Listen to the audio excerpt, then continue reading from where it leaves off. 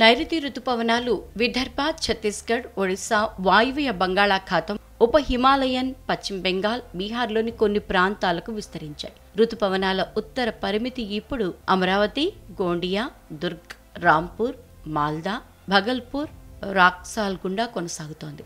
రానున్న 3-4 రోజుల్లో నైరుతి రుతుపవనాలు ఉత్తర అరేబియా సముద్రం, గుజరాత్, మహారాష్ట్ర, మధ్యప్రదేశ్, ఒడిశా, వాయువ్య బంగాళాఖాతం, గంగానది, పశ్చిమ బెంగాల్లోని కొన్ని ప్రాంతాలు, ఉప హిమాలయ పశ్చిమ బెంగాల్లోని మిగిలిన ప్రాంతాల్లో, జార్ఖండ్లోని కొన్ని ప్రాంతాలు, బీహార్లోని మరికొన్ని ప్రాంతాలు, తూర్పు ఉత్తరప్రదేశ్లోని కొన్ని ప్రాంతాలకు మరింత ముందుకు సాగటానికి పరిస్థితులు అనుకూలంగా ఉన్నాయి. ఈ క్రమంలో కోస్తా ఆంధ్రప్రదేశ్, దానిని ఆనుకుని తెలంగాణ మీద ఉన్న ఉపరితల ఆవర్తనం ఇప్పుడు సగటు సముద్ర మట్టానికి 5.8 కిలోమీటర్ల ఎత్తులో ఆవరించి ఉంది. దీని ప్రభావంతో రాబోయే 3 రోజులు తేలికపాటి నుంచి మోస్తరు లేదా భారీ వర్షాలు కురిసే అవకాశం ఉందని వాతావరణ శాఖ తెలిపింది. కొన్ని ప్రాంతాల్లో ఉరుములు, మెరుపులతో వర్షాలు కురిసే అవకాశం ఉందని పేర్కొంది. ఉత్తర కోస్తా ఆంధ్రప్రదేశ్, యానాంలో గురు, శుక్ర, శనివారాల్లో తేలికపాటి నుండి మోస్తరు వర్షము లేదా ఉరుములతో కూడిన జల్లులు కొన్ని చోట్ల కురిసే అవకాశం ఉంది.